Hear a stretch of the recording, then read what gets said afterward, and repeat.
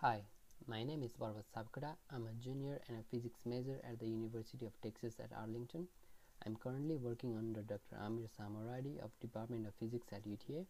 The title of my research is Enhancing Traffic Flow and Driving Safety via Artificial Intelligence.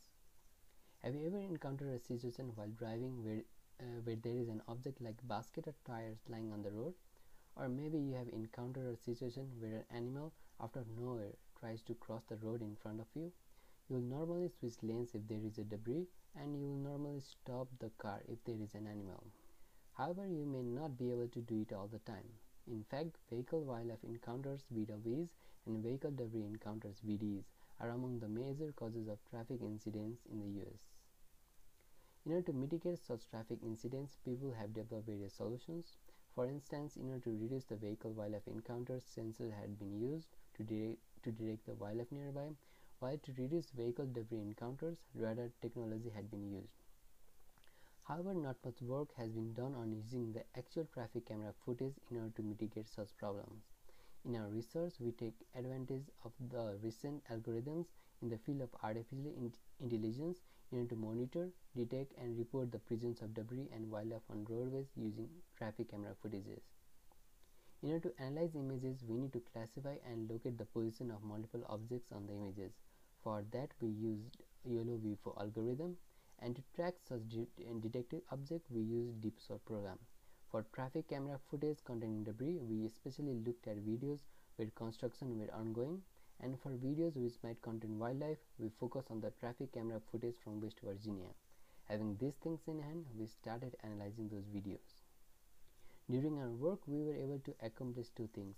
First, we were able to trace out the path of the vehicles on the graph. For this, we first obtained center coordinates of each detected object, and then we developed Python script which then plotted them on the graph. The result of it can be seen over here.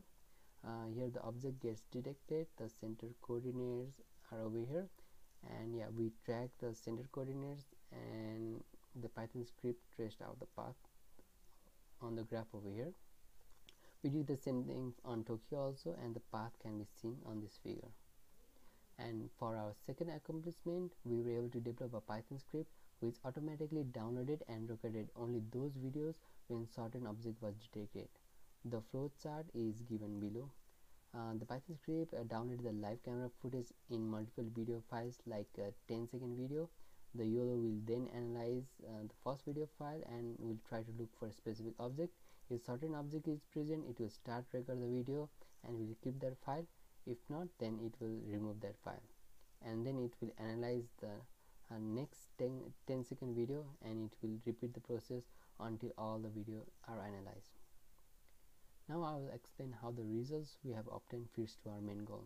Using the first result, we now plan to find the average of such trajectories so that when a new vehicle comes along the trajectory, we will analyze the vehicle motion with the average trajectory. If there is some big variations for multiple cars consecutively, we'll use this to make an alert of the presence of debris on the road. Using second result, we plan to keep record of videos of animals present on the road. From this, we will have actual evidence and various other information like time of day animals were seen and so on, which might help record agency make appropriate decisions in order to mitigate wildlife vehicle encounters in such areas. Accordingly, in the future, for the first part, we will find the average of trajectories and then develop the Python script which will detect lane changes. And for the second part, we will run the Python script continuously on one computer at UTA.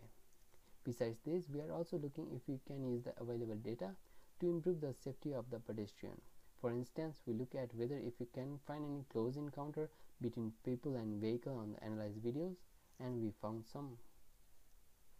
For instance, in Seattle, the close interaction was seen over here, and in Tokyo, close interaction were seen over here. If our main work is accomplished, we'll also look at this part, and that will be all. Thank you so much for listening. Do you want to learn more?